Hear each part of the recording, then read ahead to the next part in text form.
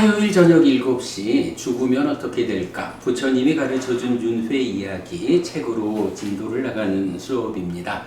자, 우리가 이제 그간 공부 쭉 진행해서 지금 우리 제2부 스승에 대한 공부하고 있고요.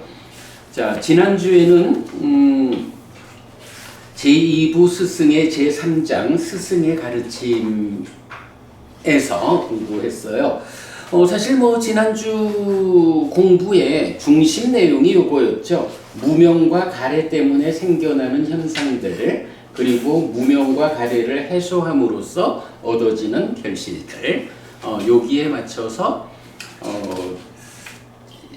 첫 번째 단락으로 스승의 가르침이란 주제를 공부했어요.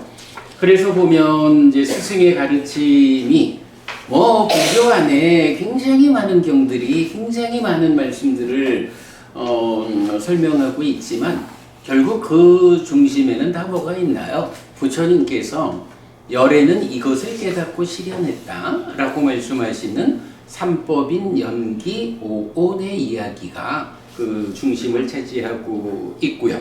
그랬을 때 이제 결국 그 내용이 보면 무명과 가래로 인해서 우리 삶에 생겨나는 현상들, 결국은 괴로움이죠. 무명과 가래가 해소되었을 때 얻어지는 결실, 뭔가요? 열반이죠. 이 이야기를 삼법인 연기, 그리고 세상에 있는 세상의 법이 오온이다 라고 하는 이 세 가지, 열에는 이것을 깨닫고 실현했다 라고 말하는 이 주제에 포함되는데, 결국은 스승의 가르침이라고 하는 것은 압축해서 보면 바로 부처님 스스로 열에는 이것을 깨닫고 실현했다라고 선언하신 그 세 가지 법에 다 포함된다. 네, 그 이야기 우리 지난주에 잘 살펴보았고요. 자, 이제 오늘은 두 번째 단락입니다. 이 스승이 이끄는 삶 되겠습니다. 페이지. 그래. 네, 이 스승이 이끄는 삶에서 우리가 지난번에도 그 얘기했죠. 인도에 불교 말고도 이미 오온을 다 이야기하고 있었다. 그러니 부처님이 깨달았다라고 하는 게 다 똑같이 인도에 있는 오온 이야기 깨달은 거고, 깨달음에는 뭔 차이라고 할 게 있겠느냐. 그보다는 부처님이 말을 잘해서 그야말로 개종시키는 요술쟁이여서 그렇게 인도 땅에 불교가 펼쳐진 거 아니겠느냐. 이렇게 말하는 학자분이 있어서 제가 그렇게 볼 문제는 아니다. 어차피 불교도 부처님의 깨달음 가르침도 사는 이야기다. 내가 세상을 만나는 이야기인데, 이제 어떤 스승이든 다 종교라고 하면 사는 이야기를 설명하는 건데, 그 사는 이야기니까 오온이라고 하는 이 나의 구성 요소가 불교 말고도 이미 인도에 있었으니까 깨달음은 다 똑같고 말 잘하는 사람이 훌륭한 교주지, 이렇게 보아서는 안 된다. 그 삶의 이야기를 놓고 어떤 스승이 얼마만큼 삶의 이야기를 정확하게 사실 그대로, 그래서 괴로움을 얼마만큼 소멸시켰느냐, 이런 그렇잖아. 삶에 대한 이야기를 다 하지만 그 사는 이야기를 따라가 보면 얼마나 정확하게 내 삶을 해석하고 있는지, 그래서 그 해석에 의해서 괴로움의 정체를 드러내고, 그 정체가 드러냈기 때문에 괴로움을 소멸하는, 얼마만큼 나아갔느냐. 사실은 이게 스승의 차이고 종교의 차이잖아요. 인도에 이미 많은 종교가 있었습니다만은 그 종교의 교주들, 스승들, 뭐 인도 하면 뭐니 해도 지금 힌두교, 브라만교가 있었고 또 육사외도라고 해서 많은 종교들이 이미 인도에 있었죠. 그이들이 다 삶이라는 게 뭔지 이거 설명을 한 거야. 그런데 그렇게 많은 스승들이 설명한 내용 중에 누가 정확하게 삶을 보아가지고 설명했느냐. 그래서 그 설명을 뒤따라가면 내 삶의 괴로움이 소멸될 수 있느냐. 요거의 차이인 거야.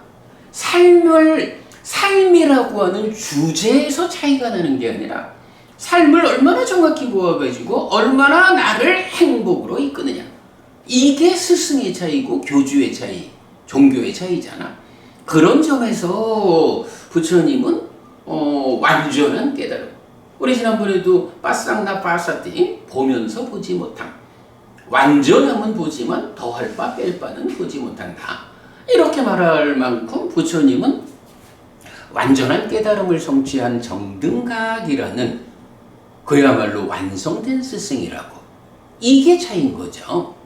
우리가 이런 관점에서 불교 신자로서의 자부심을 가지고 믿음을 확고히 해야 하는데, 오늘 우리가 공부할 내용이 바로 이런 이야기예요. 스승이 이끄는 삶, 스승의 선택에 따르는 성취의 차이. 이래가지고 이제 어떤 스승을 선택하느냐에 따라서 더 높은 성취를 이룬 스승을 뒤따라가면 나도 더 높은 성취를 할 수가 있죠. 스승의 선택에 따르는 성취의 차이, 요 내용이 오늘 공부예요. 그래서 그 차이라는 게 보면 결국은 그렇다고 어떤 사람은 많은 노력을 하는데 나는 스승을 잘 선택했으니까 작은 노력으로도 이렇게 할 수는 없는 거야. 동일한 노력을 했다라고 할 때 어떤 스승을 뒤따르는 것이 더 큰 성과를 얻느냐, 이렇게 비교를 해야 되겠죠. 사실 요즘 한국의 불교 신자들이 정말 귀 기울여야 되는 얘기가 그거 같아. 불교 신자로서 스승의 가르침을 배워 알고 실천하는 일을 아주 적은 만큼 하면서 비록 스승의 성취는 좀 부족하다 해도 열심히 쫓아가가지고 배워 알고 실천하는 그런 거 있잖아. 통계에서 보면 뭐 기독교, 천주교 뭐 이래 할 때 기독교 신자들이 일주일에 한 번씩 교회나 성당을 가는 사람들의 비율이 있다고. 거기에 비해서 일주일에 한 번씩 절에 가는 불교 신자들의 비율이 있다고. 지난번에 그게 통계로 한번 나왔었는데 따져보니까 비교가 안 돼. 비교가 안 돼. 내가 지금 뭐 숫자는 다 기억을 못하고 있지만 거의 뭐 10자리 이상의 차이를 보이는 거야. 그러니까 예를 들어서 일주일에 한 번씩 교회를 간다라고 말하는 기독교 신자가 30%라면 일주일에 한 번 절에 간다라고 말하는 불교 신자는 몇 프로야? 심지어는 1년에 초파일날 절에 가면 불교 신자이고 등산 갈 때 무교도 불교 신자. 응? 무교도 불교 신자. 그래, 무교도 불교 신자고 무속 찾아다니는 사람도 불교 신자고. 이렇게 불교 신자의 숫자가 매겨져 있다면 좀 곤란하죠. 그래서 그렇게 1년에 한 번 촉파일 절에 가서 불전함에 시주 한 번 하는 걸로 불교 신자라고 요렇게 배워 알고 실천하는 사람하고 일주일에 한 번씩 교회 가서 자기들대로의 가르침을 배워 알고 실천하는 사람하고, 예를 들어서 불교가 100이라는 부처님의 깨달음 가르침의 수준이 100일 때 기독교가 뭐 이게 비교할 수는 없는 거지만 예를 들어서 뭐 한 50% 정도의 그 공부에 질이 있다라고 한다 해도 여기서 100에서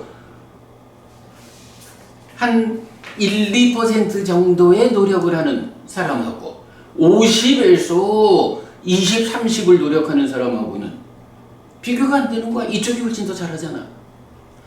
이렇게 비교를 할 수는 없는 거죠. 똑같은 노력을 기울여서 부처님을 뒤따르는 사람하고 예수님을 뒤따르는 사람하고 이렇게 비교를 한다 하면 누구의 성취가 클까? 이제 이런 부분은 우리가 비교를 해봐야 되는 거예요. 자, 오늘 공부의 출발은 그런 이야기예요. 자, 한 장 넘겨볼게요. 이쪽 편에 깨달음을 겨냥한 자와 하늘을 겨냥한 자 해서 불교 신자의 대부분은 하늘을 겨냥한 자. 그래서 윤회의 가르침이 중요한 이유 이렇게 했는데요. 사실은 이제 우리가 보통 불교 신자들도 만나면 어떻게 인사해? 성불하세요 이렇게 인사하잖아. 성불하세요라는 말을 말 그대로 따지면 아니 부처님의 가르침이 세상에 전해져 있는 부처님의 출현의 이 범주 안에서는 또 다른 부처가 출현할 수 없다고.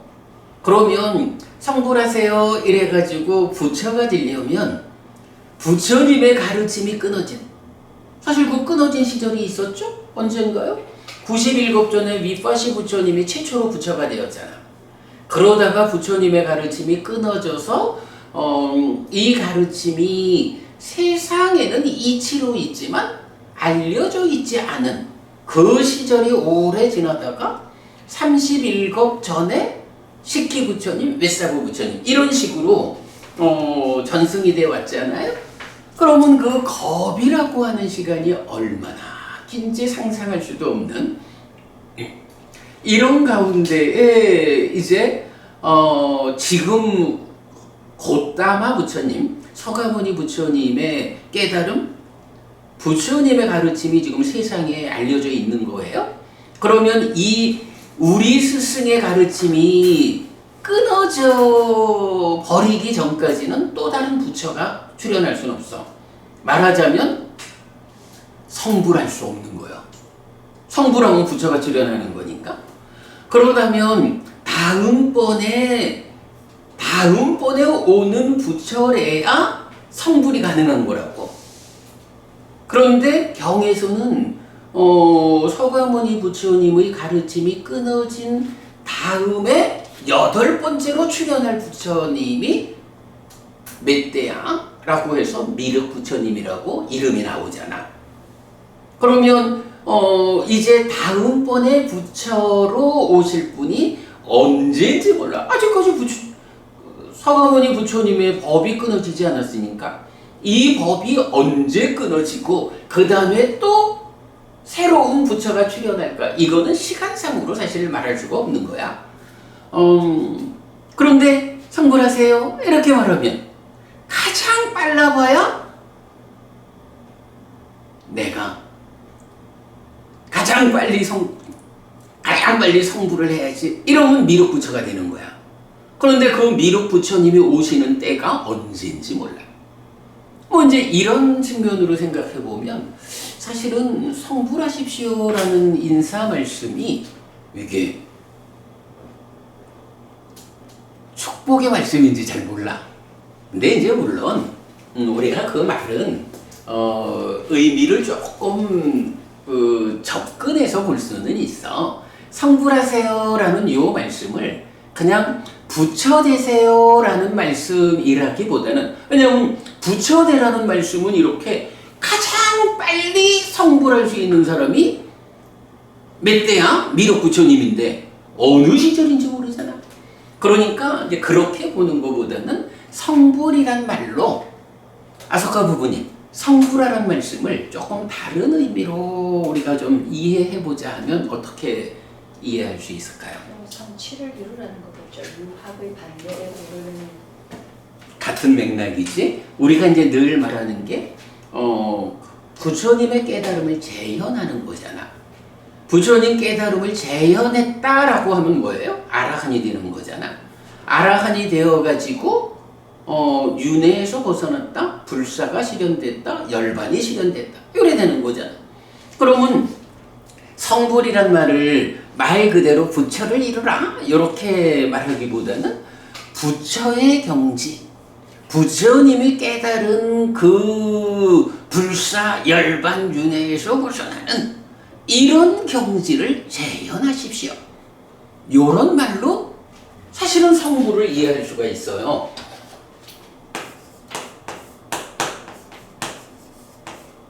성불하십시오. 부처를 이루라. 이렇게 말할 수도 있지만 부처의 경지. 이렇게 보면 부처의 경지를 이루십시오. 부처님의 깨달음을 재현하십시오. 요거 부처님의 깨달음을 재현한다라는 게 우리가 늘 말하는 독송집에서도 제3장이 깨달음의 재현 이래 되는 거잖아요. 요런 의미로 보면 성불하세요라는 의미, 이 인사가 아주 좋은 인사가 돼요. 그죠? 그러니까 성불하세요. 부처님의 경지 깨달아 윤회에서 벗어나십시오. 불사를 실현하십시오. 열반을 실현하십시오. 요런 인사 말씀하면 히트거 부부님 성불하세요? 깨달아서 윤회에서 벗어나고 불사 죽지 않음을 실현하고 열반을 실현하고 이렇게 인사를 하면 얼마나 이게 축복의 말씀이야. 그런데 형수부부님 부처 되세요 이렇게 성불이란 말을 의미를 부여하면 이건 좀 어렵다고. 그죠? 얼마나 많은 사람들이 부처 되려고 줄을 서는 거야. 그런데 첫 번째 부처로 가능한 사람이 내가 첫 번째로 성취한다 해도 어느 시절인지 모르는 먼 미래의 미륵 부처님이 되는 거라고. 그러면 그 다음 사람은 또 언제 되겠어? 이거는 사실은 좋은 의미로 보긴 어려워. 그러나 이렇게 부처의 경지를 이루라, 깨달음을 재현하라, 이런 의미로 보면 성불하세요라는 의미가, 인사가 좋은 의미가 돼요. 경숙부부님 나중에 다른 분들 이렇게 만났을 때 이런 이야기는 좀 전달을 해주는 게 좋겠죠. 뭐 늘 성불하세요라고 인사를 하는데 그게 무슨 의미일까? 라고 이런 부분은 굉장히 중요할 것 같아. 그런데 이제 또 문제는 그러면 성불하세요 이래가지고 깨달음을 재현하세요 라고 이 말은 뭐냐 하면 아라한 되세요 이런 얘기란 말이야. 근데 아라한 되세요라는 이 얘기는 또 쉬운 얘기인가? 이게 사실은 어렵죠. 내 안에 심오한 자리의 끝에 가가지고 번뇌를 부수고 깨닫는다. 이게 얼마나 어려운 일일까? 사실 쉽지 않거든요. 그러다 보니까 그걸 하기 위해서 출가를 해가지고 출가자로서 최선의 노력을 하면 아라한을 성취할 수 있다고? 그런데도 그 아라한에 직접 닿는 일이 어려우니까 과정이 불한자까지 가는 사람도 있고 일례자까지 가는 사람도 있고 예류자가 되는 사람도 있고 아니면 예류자의 과정으로 법을 따르는 자, 믿음을 따르는 자 이렇게 이제 벗어남의 영역에 들어선 성자가 되는 사람들이 있죠. 그런가 하면 사실은 그렇게 일부라도 번뇌를 부수고 이런 벗어남의 영역에 들어가는 일은 참 어렵다고. 그러니까 거기까지는 못 가도 그래도 내가 열심히 노력해서 삼매를 성취해서 높은 하늘에 이렇게 올라가는 수행으로서의 경지 이런 것도 있고. 그런가 하면 또 이렇게 수행을 통해 가지고 높은 하늘에 태어나는 것만 얘기를 해도 그저께도 누구랑 뭐 그런 얘기를 했지만 사실 제가자로서 불교 신자의 대부분은 제가자란 말이에요. 그럼 이 제가자가 아소카 부부님하고 그저께 얘기했죠. 출가를 해야만 높은 하늘에 태어날 수 있을까? 라고 할 때 또 그렇게 되면 또 너무 또 좀 제가자의 입장에서는 아무것도 성취할 수 있는 게 없을까? 이래 보지만 제가자 가운데도 부처님은 제가자를 두 부류로 나눈다고 범행을 실천하는 자와 소유하고자 하는 자 이렇게 나누는데 범행을 추구하는 자는 이제 열심히 비록 출가는 안 하더라도 어떤 형편상 출가는 못했다 해도 열심히 수행으로 매진해가지고 출가자와 버금가는 수행자의 삶을 살아가지고 높은 하늘로 올라가고 그 다음에 벗어나는 영역에 들어가는데 아라한까지는 못 가도 불한자까지는 갈 수 있다라는 게 제가자의 수행의 범주라고. 이렇게 출가자로서 얼마만큼을 갈 거냐, 제가자로서 범행을 실천하는 자가 돼서 얼마만큼을 갈 거냐, 이제 이런 부분을 부처님은 말을 하죠. 근데 또 그런가 하면 제가자로서 사실 제가자가 일반적인 특징이 뭐냐 하면 가족과 더불어 살아가고 경제활동을 영위하는 이게 이제 일반적인 제가자잖아. 근데 이렇게 제가자로의 삶에서 다 내려놓고 범행을 실천하는 자가 되겠다 라고 해서 이디가 그분이 수행만 하고 싶죠. 그런데 목구멍이 포도청이라 어쨌든 일을 해야 한다고? 제가자로의 삶이 진짜 그 따님들하고 사위하고 다 돌봐가면서 그러니까 가족과 더불어 그리고 아직까지 내가 몸 움직일 수 있을 만큼은 그 일을 해서 남한테 신세지지 않고 내가 내 삶을 살아가야 하니까 앞에서 일을 해야 된다고.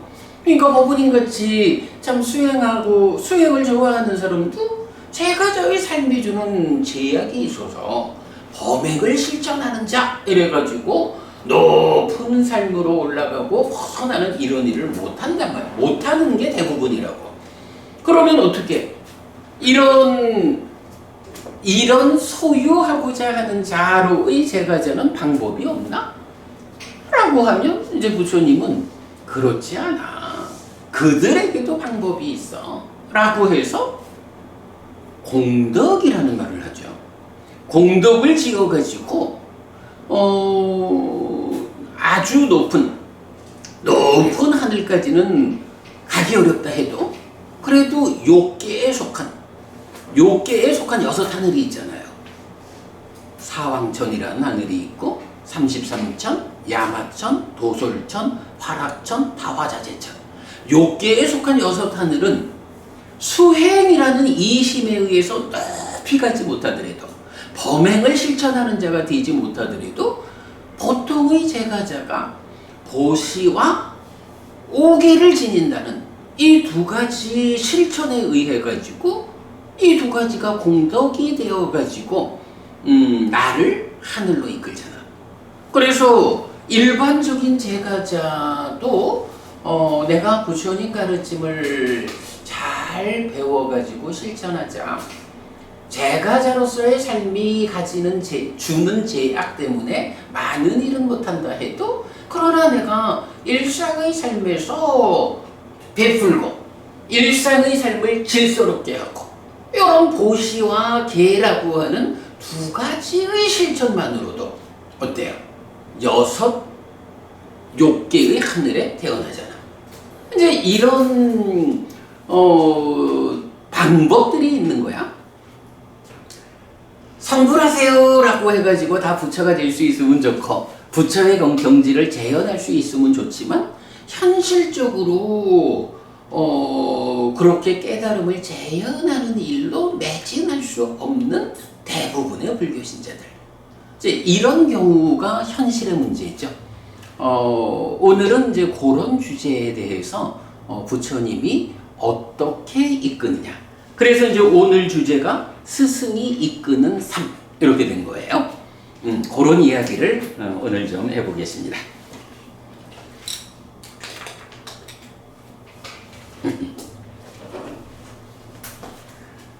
자, 127쪽입니다.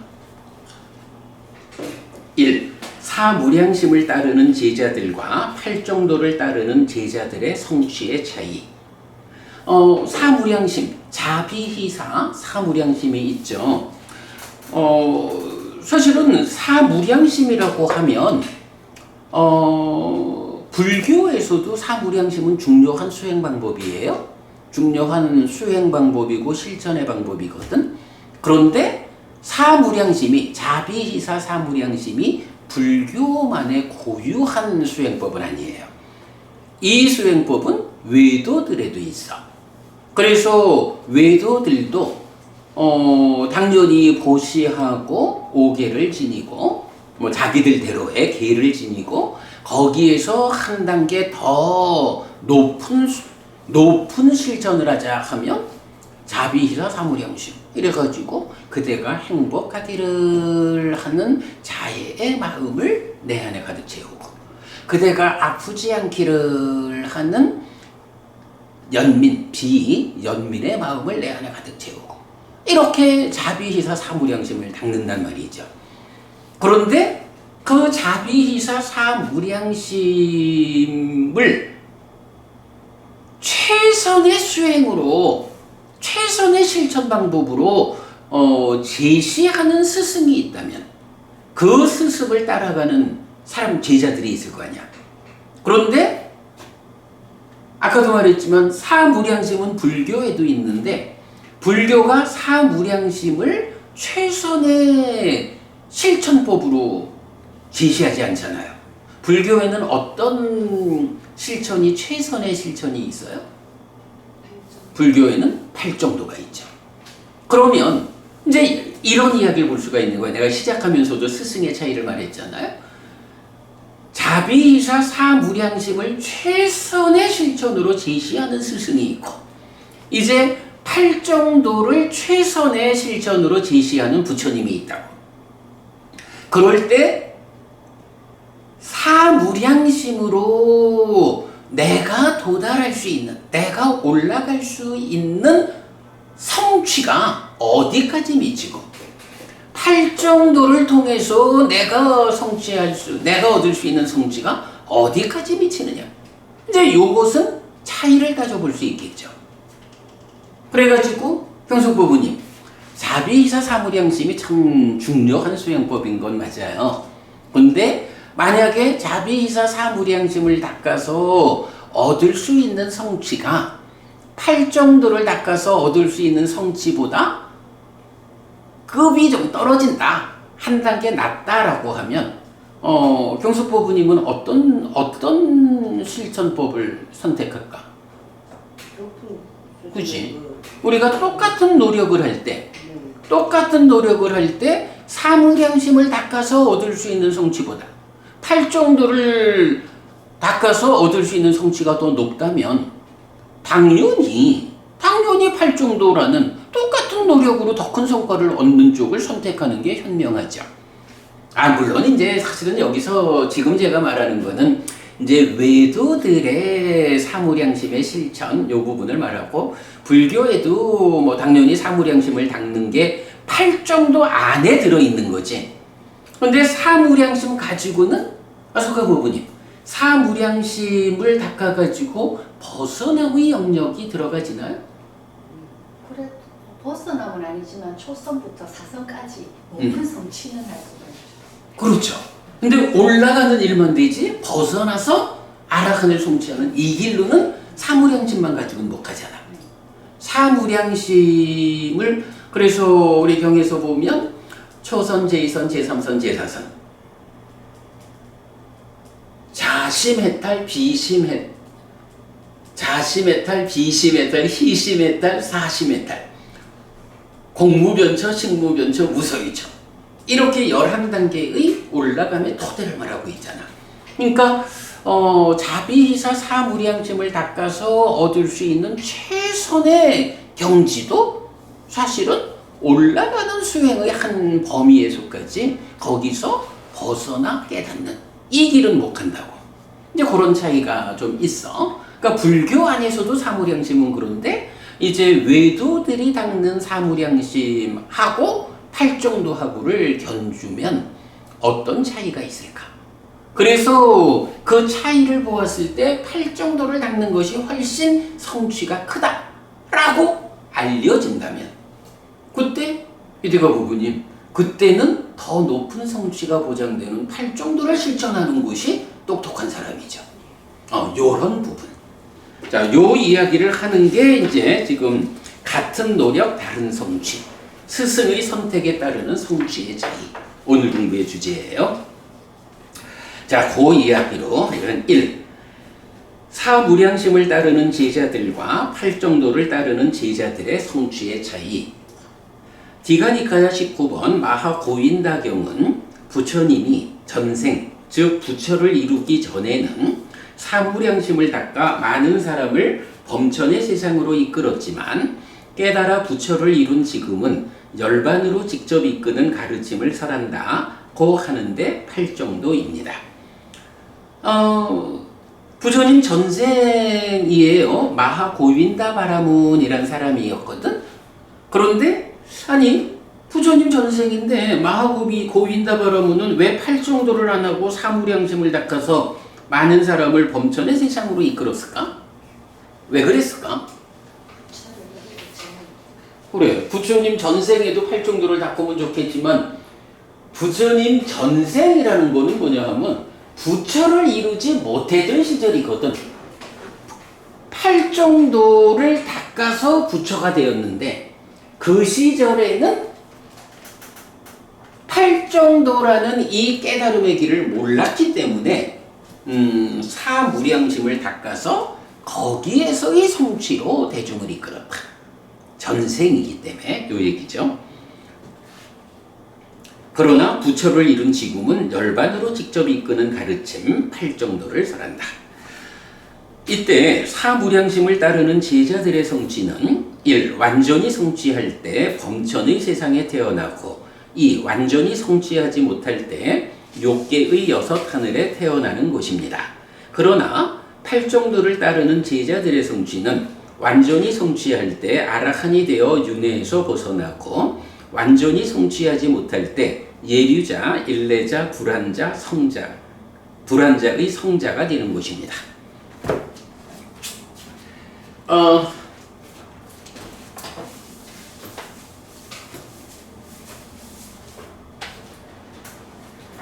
사무량심이라는 게 경에 보면 이제 여러 가지로 범천의 세상으로 이끈다.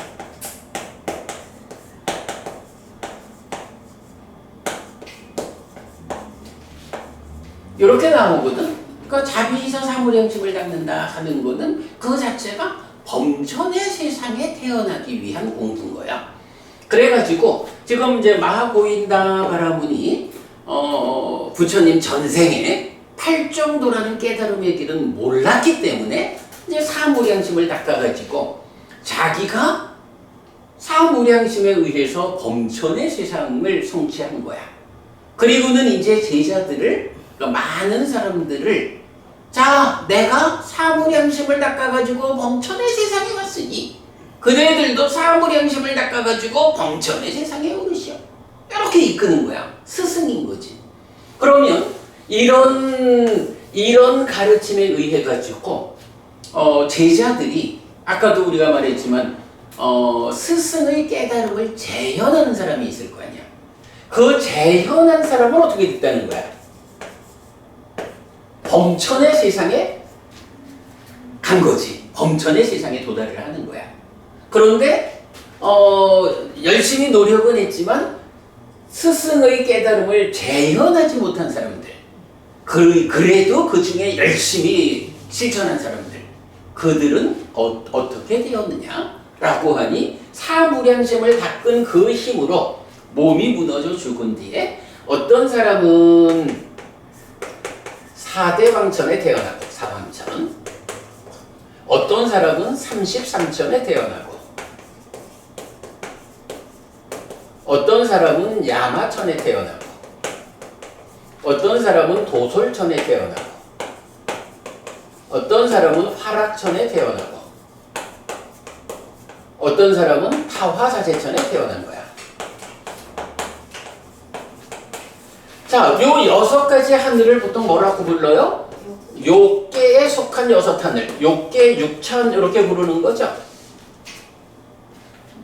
6하늘은 이렇게 요 밑에 이제 인간이 있는 거지. 그래서 사무량심을 가르쳤더니 마하고인다 바라문의 가르침을 완전하게 재현한 사람은 범천의 세상으로 이끌렸고, 죽은 뒤에 범천의 세상에 태어났고, 그리고 완전히 재현하지 못한 사람들은 이렇게 욕계의 6하늘. 그러니까 완전한 재현을 못하니까 그래도 안 한 사람보다는 훌륭한, 요래 가지고 욕계의 6하늘에 태어났다, 이렇게 되는 거죠. 자, 그러면 이제 이 범천의 세상이라는 게 어디냐? 라는 것이 좀 복잡한데, 요거는 이제 요번 책에서 제가 잘 설명을 하고 있어요. 그러니까 이제 이 욕계의 하늘을 넘어선 색계이고, 어떤 스승이 말하는 범천의 세상이냐에 따라서 이제 좀 차이는 있는 것 같아. 자, 그런데 이제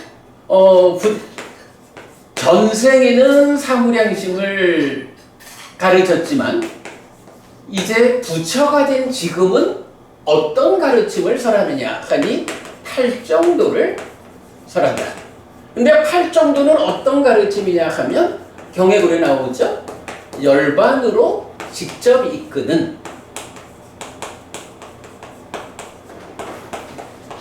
길이라고.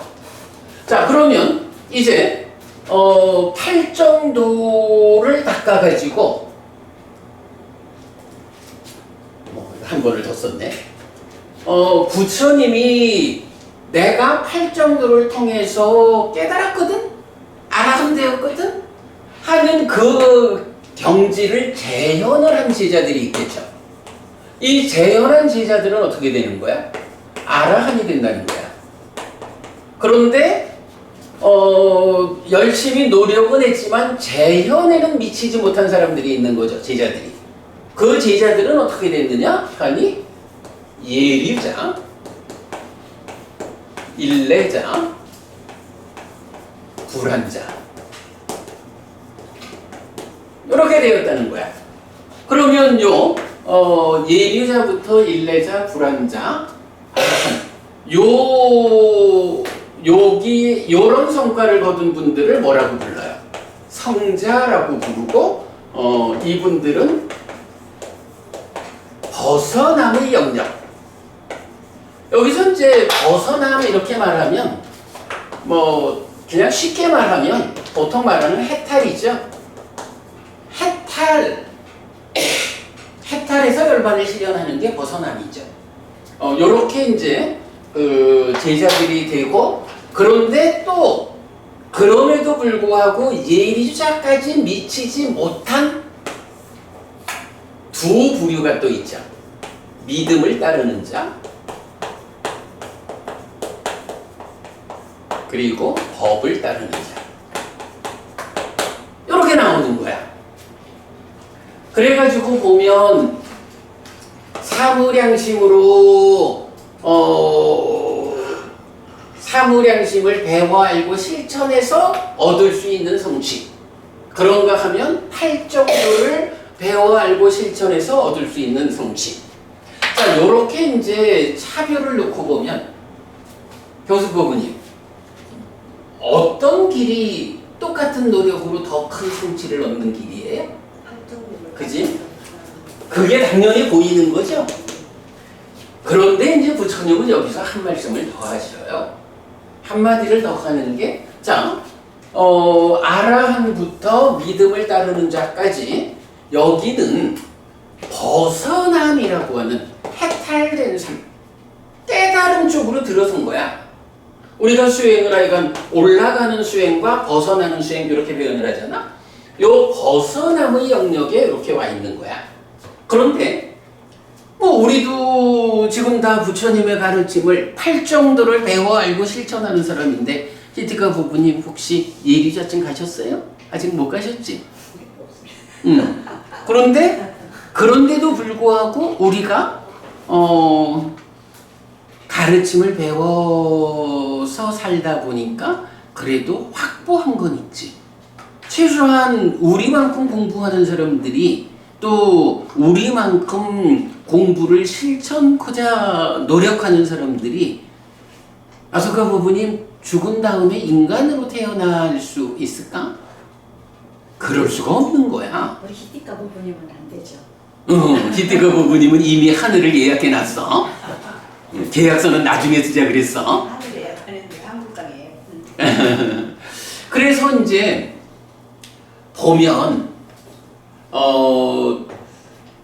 범행을 실천하는 자 또는 출가자로서 이렇게 수행에 매진해가지고 성취를 하는 분들이 이렇게 벗어남의 영역에 들어간다면 특히 제가자의 입장에서 보면 수행에 매진해가지고 벗어남의 영역에 들어가지는 못하더라도 그럼에도 불구하고 이런 가르침을 배워서 뒤따르는 이런 일상의 노력이 어떤 성과를 주는 거예요? 바로 이런 일상의 노력의 삶의 성과가 뭐냐 하면 죽은 뒤에 하늘에 태어난다. 이런 이야기가 되죠. 이때 이 하늘은 어떤 만큼이 있어요? 사무량심을 닦는 사람들이 성과로 낼 수 있는 6개의 6하늘도 있고 여기에 더 올라가면 3개, 무색계 이런 아주 높은 하늘들이 있죠. 물론 이제 이 3개, 무색계는 수행을 통해서 삼매를 성취해야 한다라는 어려움은 있지만 그럼에도 불구하고 일상에서 팔정도를 실천하는 사실은 우리가 베푸는 삶도 계를 지키는 삶도 다 팔정도를 실천하는 일부잖아. 그죠? 이렇게 살아가는 사람들은 수행에서 삼매를 성취하지 못했다 해도 기본적으로 6개의 6하늘 중에 내가 얼마만큼 삶이 질서로우냐 얼마만큼 베푸느냐에 따라서 사왕천에 태어날 거요 타화자재천에 태어날 거요 이게 결정된단 말이야. 이래서 이제 부처님은 사실은 굉장히 특별한 거로 이런 수행에 의해서 벗어남의 영역에 들어간다라고 하는 그 재현을 이끌기는 하지만 거기에 미치지 못한 나의 제자들은 어떻게 되느냐라고 할 때 이제 나오겠지만 나를 믿고 사랑하는 자들은 모두 하늘을 겨냥한 자다라고 해서 하늘에 태어나는 성취를 부처님이 말해주고 있다고요. 그래서 이제 이런 거를 보면 우리가 늘 인사를 성불하세요 라고 인사를 해서 그거 정말로 부처대란 인사라면 좀 어려움이 있다. 그런데 부처의 경지를 재현하라 라는 인사라면 참 좋다. 이렇게 말을 하지만 그럼에도 불구하고 그런 깨달음의 재현이라는 거 벗어남의 영역으로 들어서서 성취되는 여기까지도 사실은 꿈같이 멀단 말이야. 그야말로 출가를 하든 아니면 제가자로서도 범행을 실천하는 자여서 가족과 생계에 묶이지 않고 수행으로 매진하는 사람들이 성취할 수 있는 길이죠. 그렇다면 그런 사람들 말고 보통의 제가자들이 부처님 제자로 살면서 어떤 것을 얻을 수가 있어? 라고 할 때 바로 부처님은 이렇게 나를 믿고 사랑하는 자들은 모두 하늘을 겨냥한 자다라고 해서 성불하세요. 부처님의 깨달음을 재현하세요. 이런 하나의 방향성에 미치지는 못한다 해도 부처님을 뒤따르는 삶을 통해서 나는 인간보다 더 높은 경지인 하늘에 태어날 거예요. 라고 하늘에 태어나고자 불교 신자로 살아가는 대부분의 불교 신자들에게 이제 타당성을 부여한다고요. 요거 요렇게 하늘을 겨냥한 자라고 부처님이 이끌어주는 요런 부분을 배제하고 만약에 성불하세요라는 이 측면으로만 불교 신자들의 삶을 말하자라고 하면 사실은 대부분의 불교 신자들은 부처님 가르침 덕분에 얻을 수 있는 게 별로 없어진다고. 그러나 부처님은 이렇게 하늘을 겨냥한 자라는 이 한마디 말씀을 통해서 자, 가족과 더불고 경제활동을 영위해야 하는 보통의 세가신자들이 나를 믿고 나를 사랑하는 이런 삶에 의해서 하늘에 태어나고자 하는 것은 정당하다. 여러분들이 나는 죽은 다음에는 꼭 하늘에 태어나서 행복할 거야 라고 요런 목적을 가지고 불교 신자로의 삶을 살고 그래서 베풀고 질서로운 삶을 살아내는 이것은 부처님이 확인해주는 정당한 신행이다. 요 부분을 우리가 명확히 하는 거가 사실은 중요하다고 봐요. 자, 그러면 이제 오늘 이 주제에서는 크게 보면 두 가지인 거야. 한 가지는 어떤 스승을 뒤따르느냐에 따라서 똑같은 노력을 하고도 성취하는 바에 차이가 있어. 똑똑한 사람이라면 똑같은 노력으로 더 큰 성취를 얻을 수 있는 그런 스승한테 가는 게 옳아. 그죠? 그 한 가지 주제에다가 이어가지고 이제 모두가 다 출가할 수 없고 모두가 다 가족을 팽개치고 생계를 팽개치고 범행을 실천하는 자가 될 수 없는 이런 세상의 현실에서 모두가 다 깨달음을 지향해서 벗어나는 삶으로만 요렇게 타당성을 부여할 수는 없다. 부처님 덕분에 내가 잘 살아서 죽은 다음에는 하늘에 태어날 거야. 나는 하늘에 태어나기 위해서 부처님 가르침을 따라 배웁니다. 하는 이런 신행이 부처님에 의해서 확인되는 정당한 신행이다. 네, 요 두 가지 주제를 오늘 보면 되겠어요. 잠시 요 이야기에 대해서 혹시 하실 말씀, 질문 있으면 하세요. 나는 요 주제가 굉장히 중요한 주제라고 보거든. 궁금하신 거 없는 줄 알고 넘어갑니다. 자, 그럼 이제 다시 교재로 와서 읽어볼게요. 자, 이렇게 부처님은 소유의 삶과 존재의 삶에서 벗어나 해탈된 삶을 실천하도록 제자들을 이끕니다. 자, 그리고는 이제 마하고인다바라문 이야기 디가니카야 19번의 그 경전 내용입니다. 요 경은 이제 판차시카라고 하는 간다파의 아들 아소카 부부님, 우리 그 상류따니까야 두 번째 상류따가 뭐야? 신의 아들 상류따죠? 대화부따. 사실은 그 신의 아들이라고 하는 게 신이라는 아버지가 있는 아들 요런 개념은 아닌데 이게 대화부따라고 신이라는 말과 자식이란 말을 연결해가지고 대화부따 이랬으니까 달리 해석할 방법이 없어. 그냥 신의 아들 이렇게 이제 번역을 하는 거죠. 여기서 그러니까 마하고인다경의 주인공은 판차시카라는 존재인데 이 판차시카가 어떻게 나오느냐 하면 간다파부따라고 해서 간다파의 아들 요렇게 이제 나와요. 그러니까 뭐 간다파를 아버지로 둔 아들 이런 개념으로 볼 일은 아닌 것 같고 그냥 신과 어떤 차이인지 몰라도 신의 아들이라고 표현을 하듯이 간다빠라는 존재 그리고 간다빠 아들이라고 불리는 존재 이건 이렇게 되겠죠. 자, 판차시카라고 하는 간다빠의 아들이 이제 부처님 앞에서 이제 이야기를 하는 거예요. 존자들이요 마하고윈다 바라문은 자가 함께한 심으로 비가 함께한 심으로 시가 함께한 심으로 사가 함께한 심으로 두루 미치면서 머물렀습니다. 그리고 제자들에게 범천의 세상의 동료가 되기 위한 길을 설했습니다. 요거 얘기죠. 범천의 세상으로 이끈다. 사무량심.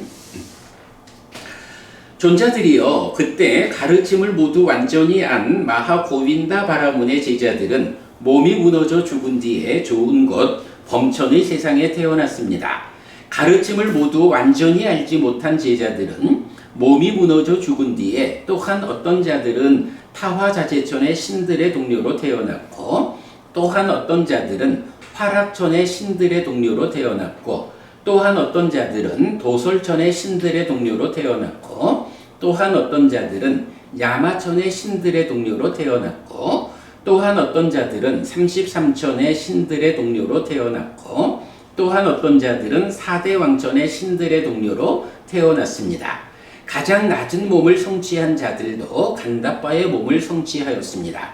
존자들이요 이렇게 그 모든 좋은 집안의 아들들의 출가는 쓸모없지 않았고 생산적이었고 결실이 있었고 수확이 있었습니다. 여기서 이제 가장 낮은 몸을 성취한 자들이 간다빠의 몸을 성취했다 이래 나오는데 요 간다빠라는 용어는 좀 몇 가지 의미로 나와요. 첫 번째로는 사왕천의 동쪽 지역에 사는 신들의 이름이 간다빠야. 그렇게도 나오고 또는 좀 조그마한 신들 가운데에 조금 좀 낮은 위치에 있는 신들이 있나 봐. 그래서 향기를 먹고 산다 한다거나 이제 이러이러하게 좀 낮은 신으로도 간다빠가 나오고 여기서는 이제 고 간다빠겠죠.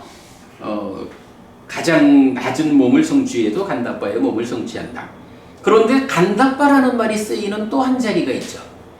간다빠 또 하나 어디서 나와요? 잉태. 그죠? 그래서 보면 부모님이 관계를 하고 어머니가 월경에서 임신 가능한 상태에 있을 때 간다빠가 출현해야 요 세 가지가 함께해야 잉태가 되는 그래서 그때는 뭐고 간다빠라는 것은 식이 오는 거 이렇게 우리가 알고 있죠. 그러니까 간다빠라는 개념구에 나오는데 가장 낮은 몸을 성취한 자들도 간다빠의 몸을 성취하였습니다. 존자들이요 이렇게 그 모든 집안의 아들들의 출가는 쓸모없지 않았고 생산적이었고 결실이 있었고 수확이 있었습니다. 자 여기서 보면 우리가 지금 이런 이야기로 보면 에게 사물양심 닦아가지고 그냥 이렇게 그 욕계의 하늘에 태어난다 심지어 간다빠의 몸으로 이러면은 그거 너무 낮잖아 이래 말할 수 있지만 사실은요 요거 달리 다른 눈으로 보면 인간은 그 밑에 있어.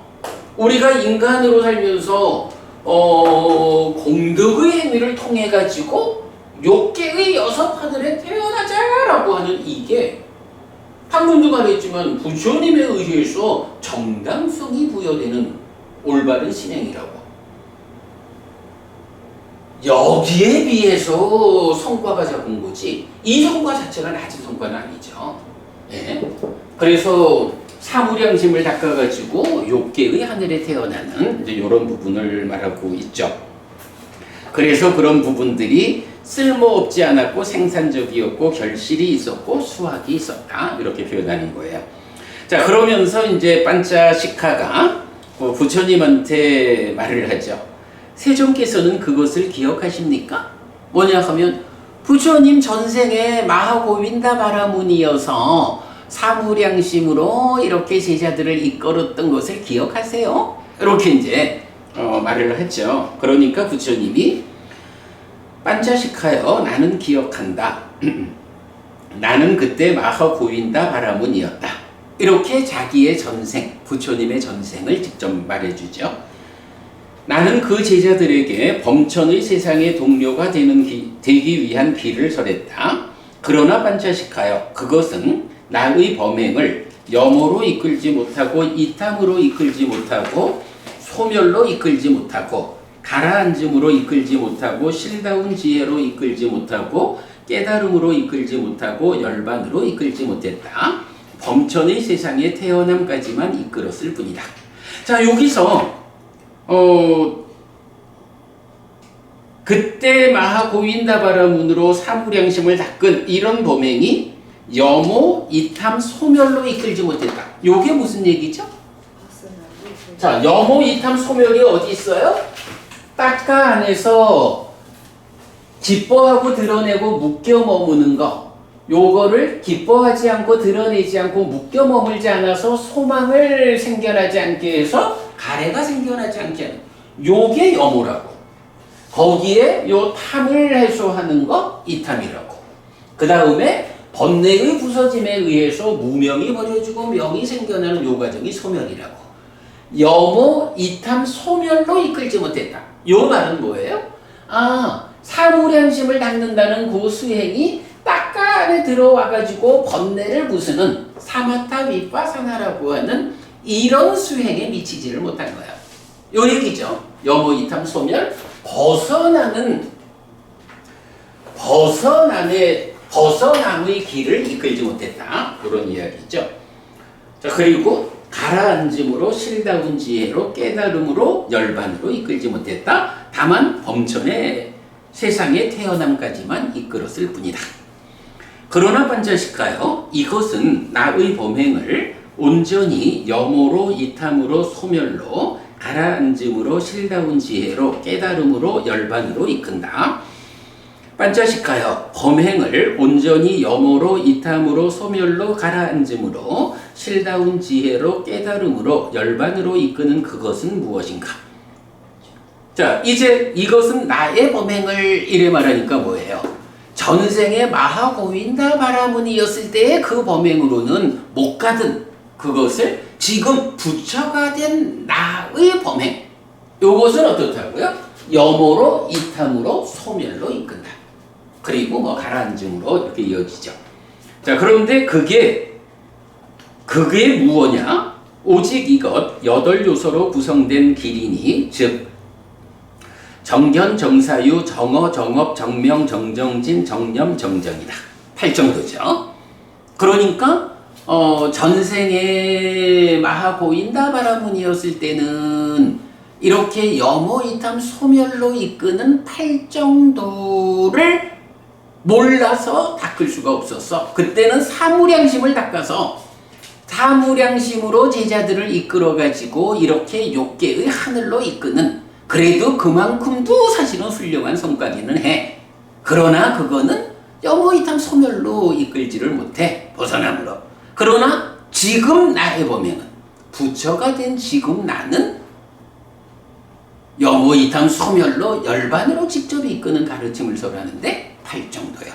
이제 이 8정도라는 나의 길을 배워 알고 실천해서 완전하게 아는 자, 재현하는 자는 나처럼 아라한이 될 거고. 이제 요런 이야기가 뛰어나와요. 반차식하여 가르침을 모두 완전히 아는 나의 제자들은 번뇌들이 부서졌기 때문에 번뇌가 없는 심해탈과 해해탈을 지금 여기에서 스스로 실답게 한 뒤에 실현하고 성취하여 머문다. 아라한. 가르침을 모두 완전히 알지 못하는 자들은 오하분결 5가지 낮은 단계의 족쇄가 완전히 부서졌기 때문에 화생하고 거기서 완전히 열반하니 그 세상으로부터 돌아오지 않는 존재, 불안자이다. 또한 가르침을 모두 완전히 알지 못하는 어떤 자들은 3가지 족쇄가 완전히 부서지고 탐진치가 열버졌기 때문에 한 번만 더 돌아올 자 일례자이니 한 번만 더 이 세상에 온 뒤에 괴로움을 끝낼 것이다. 또한 가르침을 모두 완전히 알지 못하는 어떤 자들은 3가지 족쇄가 완전히 부서졌기 때문에 흐름에 든 자, 예류자여서 떨어지지 않는 자, 확실한 자, 깨달음을 겨냥한 자이다. 이렇게 반자식하여 이 모든 좋은 집안의 아들들의 출가는 쓸모없지 않고 생산적이고 결실이 있고 수확이 있다. 라고 해서 지금 부처님의 법행 열반을 뒤따르면 아라한, 불환자, 일례자, 예류자가 된다. 그런데 예류자가 된다라고 해도 이런 출가는 쓸모없지 않고 생산적이고 결실이 있고 수확이 있다. 그런데 사무량심을 닦은 경우에도 말은 똑같이 쓸모없지 않고 생산적이고 결실이 있고 수확이 있다. 탈 정도에서도 동일하게 말하거든. 다만 여기서 차이는 뭐죠? 쓸모와 생산이, 결실이, 수확이 어떤 차이가 있느냐? 누가 더 큰 쓸모를 가지고, 누가 더 큰 생산적이고, 누가 더 결실이 크고, 누가 더 수확이 큰가? 요것에 의해서 스승을 선택하는 기준이 달라지는 거죠. 요게 이제 하여간 오늘 하여간 우리가 그 경 하나에서 가장 정확하게 그걸 본 거예요. 어떤 가르침, 어떤 깨달음으로 이끌 때에 그 길을 따라가 가지고 얻을 수 있는 성취가 있다. 그럴 때에 똑똑한 사람이라면 똑같은 노력에 의해서도 더 큰 성취를 얻을 수 있는 그쪽 길로 선택해서 가야 하는 것이다. 네, 이 부분. 오늘 공부의 첫 번째 주제 그거죠. 특히 사무량심을 따라 배우는 제자의 성취 수준과 탈정도를 따라 배우는 제자의 성취 수준이 차이가 있다는 점은 분명히 알아야 합니다. 자, 그리고 이제 두 번째, 제가 신자로 살아가면서 나는 죽은 다음에 하늘에 태어날 거요. 하늘에 태어나려고 부처님을 뒤따라 살고 있어. 요런 신행도 정당하다라고 하는 두 번째 주제 이야기 보겠습니다. 아찌마니카야 22 뱀의 비유경은 이런 부처님의 가르침에 대해 분명하고 열려있고 설명되었고 구석을 자른 것이라고 말합니다. 그리고 이렇게 잘 설해진 법에서 번뇌가 다했고 삶을 완성했으며 해야 할 일을 했고 짐을 내려놓았으며 최고의 선을 성취했고 존재의 족쇄를 완전히 부수었으며 바른 무의의 알무로 해탈한 아라한 비구들에게 윤회는 선언되지 않는다. 아라한은 더 이상 윤회하지 않는다. 오하분결이 버려진 비구들은 모두 화생하고 거기서 완전히 열반하니 그 세상으로부터 돌아오지 않는 존재, 불환자이다. 세 가지 족쇄가 버려지고 탐진치가 엷어진, 근데 아소카 보면 이게 엷어진이 맞아요? 옅어진이 맞아요? 옅어진. 그래, 옅어진이라고 하는 게 맞겠죠? 네. 그래, 그런 것 같아. 요거 옅어진이래야 될 것 같아. 예, 나중에 보겠고요. 탐진치가 옅어진 비구들은 모두 일례자여서 한 번만 더 이 세상에 온 뒤에 괴로움을 끝낼 것이다.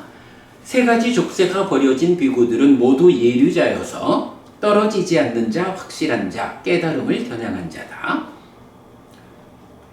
법을 따르는 자와 믿음을 따르는 자인 그 비구들은 모두 깨달음을 겨냥한 자다. 나를 믿고 나를 사랑하는 그들은 모두 하늘을 겨냥한 자다. 자, 요래 가지고 지금 이제 여기 팔정도, 열반으로 직접 이끄는 팔정도를 따라 배우는 제자들이 아라한, 불환자, 일례자, 예류자 해서 아라한은 이제 재현에서 벗어난 거고 불환자, 일례자가 알려지죠. 그리고는 예류자를 뭐라고 말하냐 하면 떨어지지 않는 자, 확실한 자, 깨달음을 겨냥한 자. 떨어지지 않는다는 건 뭐죠? 사막처에 떨어지지 않는다는 거죠. 지옥, 축생, 악이. 확실한 자라는 건 뭐죠? 이제 최대 7번 태어나기 전에, 이전에 아라한이 된다는 거죠. 그러니까 깨달음이 보장된 자리라는 거야. 그리고 오직 깨달음을 겨냥한 외길의 삶을 사는 사람이다. 이랬는데 그 밑에 아직 예류자가 되지는 못했지만 번뇌가 일부라도 부서져서 벗어남의 영역에 들어온 법을 따르는 자, 믿음을 따르는 자가 있는데 그 비구들은 모두 깨달음을 겨냥한 자다. 이렇게 말하거든요. 예류자하고 법을 따르는 자, 믿음을 따르는 자, 요 말하면 예류도라고 하는 거죠. 어떤 차이가 있어요? 예류자는 깨달음을 겨냥한 자인데 그 성취가 사막처에는 떨어지지 않는다는 거야. 그리고 최대 7번 태어남 이전에 아라한을 성취하는 깨달음이 보장된 확실한 자. 요 두 가지까지 성취하면 예류자가 된 거야. 그런데 법을 따르는 자, 믿음을 따르는 자인 예류도에 속한 분들은 오직 깨달음을 겨냥해서 외길로 삶을 살고는 있지만 아직까지 사막처에 떨어지지 않는다거나 깨달음이 보장되었거나 요런 두 가지 성취에는 미치지 못한 것. 네, 그런 차이를 말하고 있고요. 그 다음에 이제 결정적으로 이렇게 깨달음이 겨냥되어 있는 오직 나는 깨닫는 것밖에 담궈볼 게 없어 라고 깨달음이 겨냥된 요런 신자, 불교 신자들은 다 벗어남의 영역에 드러난 이런 건데 계속 말하지만 보통의 불교 신자인 제가자들의 입장에서는 어떻게 가족을 팽개치고 생계를 포기하고 하늘을 겨냥한 삶을 일방적으로 살 수 있을까? 이제 이런 형편에 있는 제가자들은 어떻다는 거예요? 나를 믿고 나를 사랑하는 그들은 모두 하늘을 겨냥한 자다. 그래서 소유하고자 하는 자인 제가자들이 부처님의 가르침을 따라서 나는 부처님이 가르쳐주는 대로 공덕의 삶을 살 거요. 이 공덕의 삶을 통해서 다음 세상에는 하늘에 태어날 거예요. 이렇게 하늘을 겨냥한 자로서 살아가는 불교 신자도 부처님에 의해서 그 정당함이 확인된 올바른 신행이다. 네, 요 부분을 보는 거 굉장히 중요하죠. 사실은 지난 1월, 2월 우리가 그 윤회 토론회 세미나를 개최했을 때 그때 우리 윤 교수님 그 말씀 하셨을 거예요. 그러니까 이 책과 관련한 윤회라는 주제 안에서 정말 커다란 주제 두 개를 보았다. 하나는 연기된 시기 윤회한다는 거고, 이거는 윤회에 대한 확정적 결론이잖아. 연기된 시기의 윤회. 그리고 또 하나가 특히 한국 불교에서 보면 모두가 다 깨달아 벗어나는 일만 생각하지. 성불하자고. 이렇게만 불교를 생각하지. 이렇게 하늘을 겨냥한 자여서 내가 참 인간으로의 삶이 너무 아파. 다음 생에는 깨달음까지는 미치지 못하더라도 인간으로 태어나지는 않을 거예요. 하늘에 태어날 거예요. 이렇게 하늘을 겨냥해서 하늘에 태어나려면 부처님이 베풀어야 한다 했고 삶이 질서로워야 한다 했어. 나는 열심히 베풀고 열심히 질서로운 삶을 실천해가지고 다음 세상에는 인간으로 안 올 거야. 하늘에 태어날 거예요. 요런 불교 신자들이 정당하다라는 부분을 바로 뱀의 비유경에서 말하는 이 부분을 통해서 알았다. 연기된 시기의 윤회라는 한마디하고 하늘을 겨냥한 자라는 한마디, 이 두 가지가 윤회 토론회를 통해서 얻은 가장 큰 성과다. 이제 이런 말씀을 이제 윤 교수님 그때 하셨던 걸로 제가 기억을 하는데, 예, 바로 이렇게 하늘을 겨냥한 자라고 부처님, 나를 믿고 나를 사랑하는 그들은 그러하다. 대부분의 불교 신자인 제가자들의 삶의 지향을 부처님은 이렇게 이끈다 라고 설명합니다. 여기서 아라한, 불한자, 일레자, 예류자, 법을 따르는 자, 믿음을 따르는 자는 번뇌가 다했거나 번뇌의 일부가 다한 해탈한 삶의 영역에 속하는 성자들입니다. 요거 마지막 이과야 70번 끼따기리경에서 7부류의 사람들 해서 설명이 돼요. 그들은 모두 깨달음을 겨냥한 삶, 그리고 더 나아가 성취의 정도에 따라 깨달음을 실현하였습니다. 그런데 부처님을 믿고 부처님을 사랑하는 제자들은 아직 깨달음을 겨냥하지 못한 범부인데 이들에 대해 부처님은 하늘을 겨냥한 자라고 말합니다. 어떤 사람들은 불교가 지금 여기에서 끝내는 가르침이 이어서 윤회라는 개념은 의미를 가지지 못한다고 말합니다.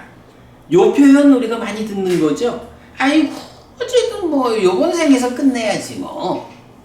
근데 끝내자라고 해도 끝내지나 끝내지지 않는 게 현실이다 라는 부분을 우리가 놓치면 안 되죠.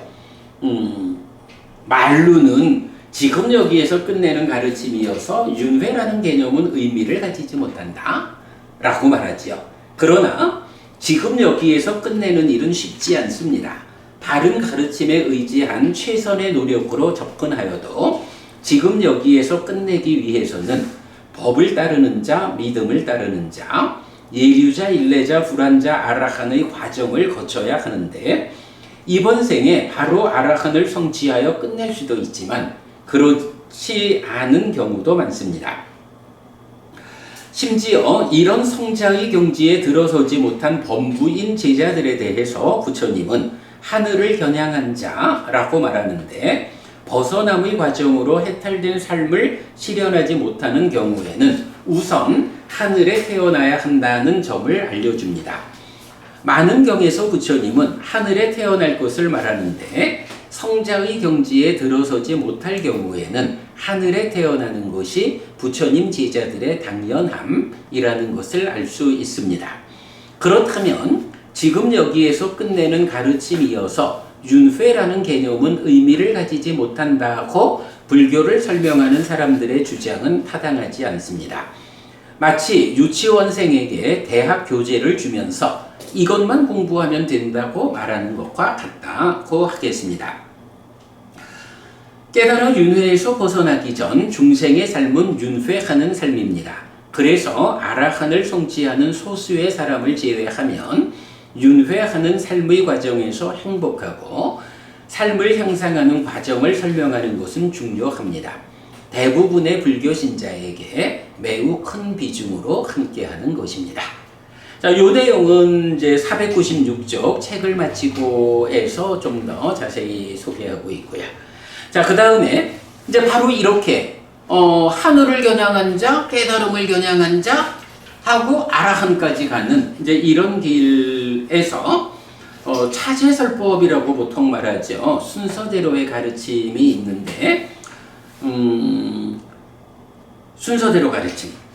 그러자 세존은 아무개에게 순서대로의 가르침을 설했다. 보시의 가르침, 계의 가르침, 천상의 가르침, 소유의 삶의 위험과 저열함과 오염, 출리에 대한 이익을 설명했다. 세존은 아무개의 심이 준비되고 부드러워지고 장애에서 벗어나고 높아지고 고와진 것을 하셨을 때 부처님들의 참탄받는 설법인 고진멸도를 설명했다.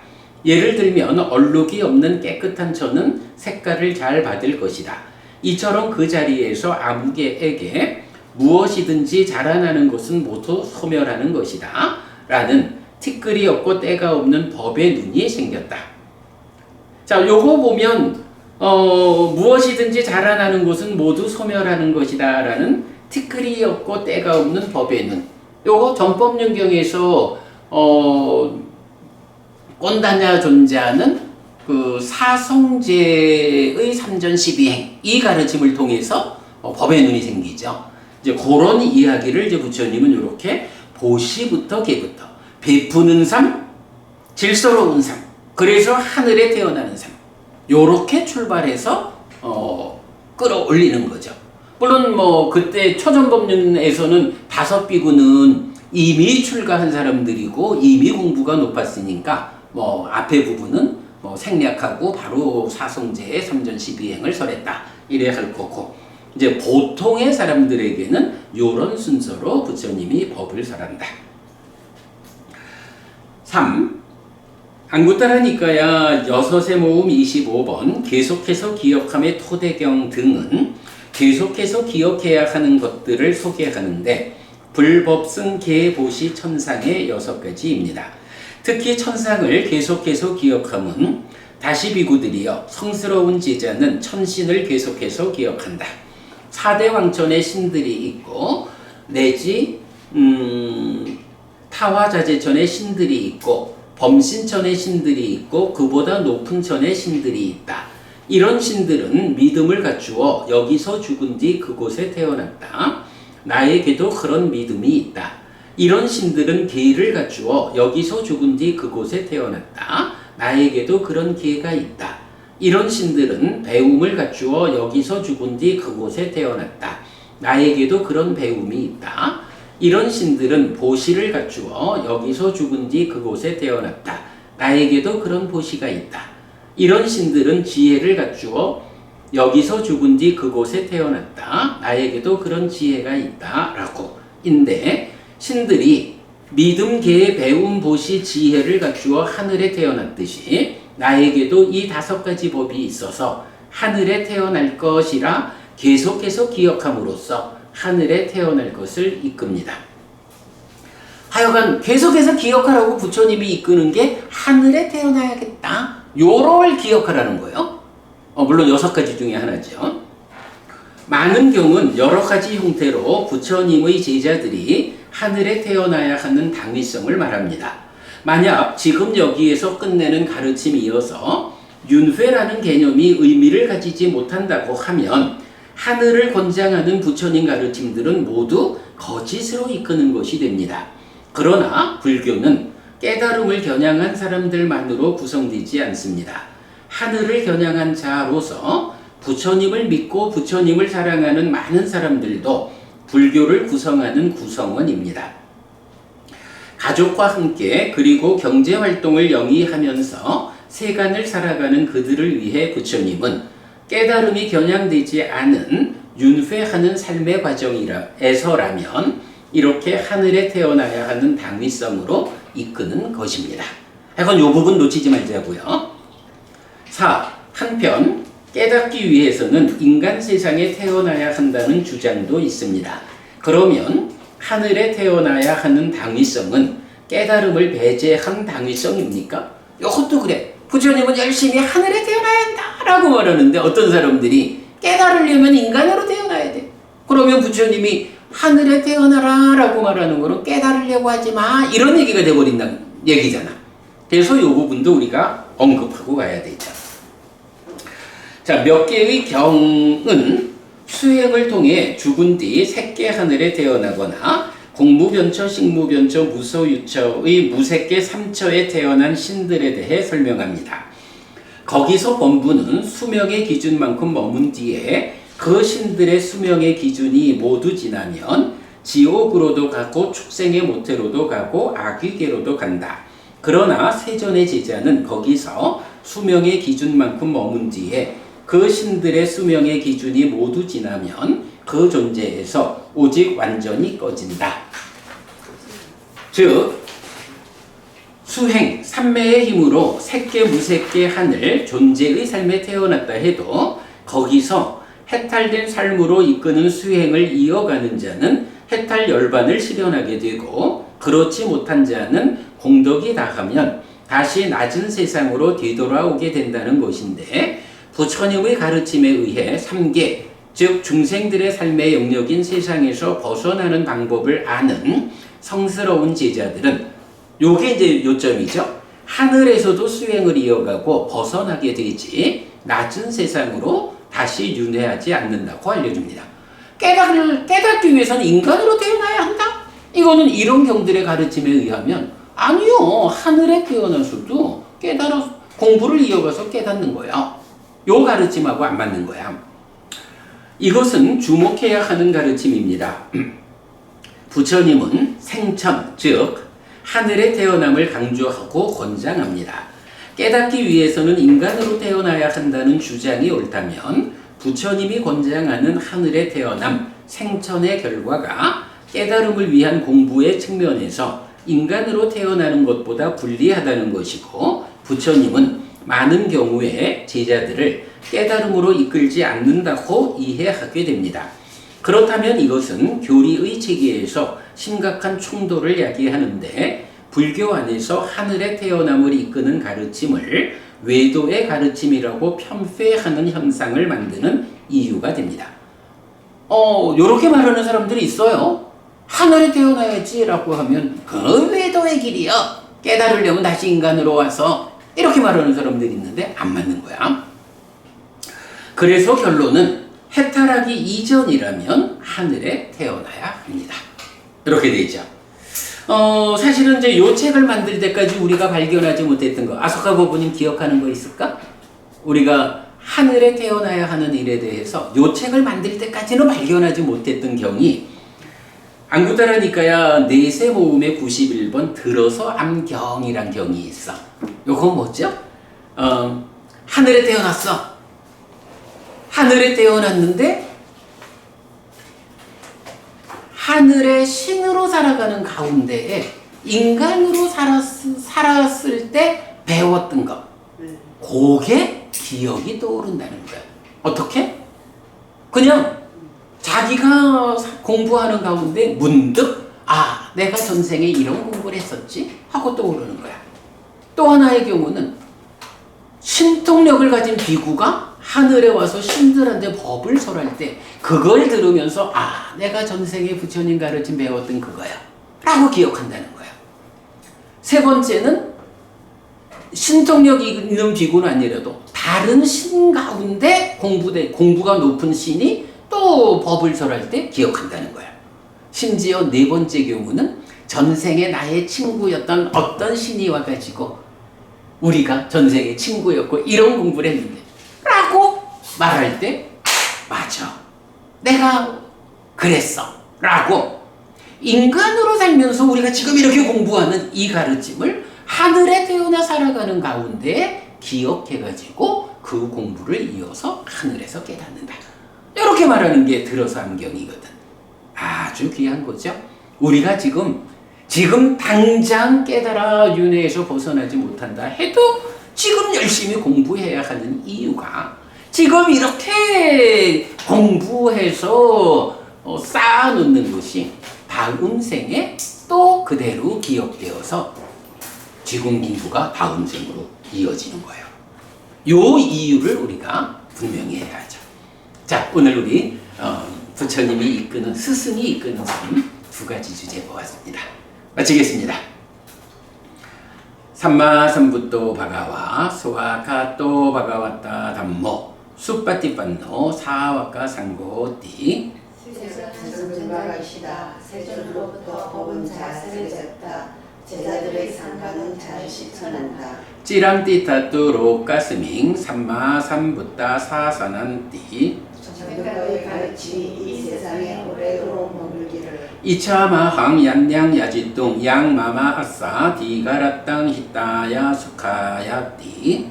오랫동안 나에게 이익과 행복을 주는 자선행을 실천을 하리라. 이당다낭 페따낭 니아띠 살로 히따낭 우빠까빠뚜.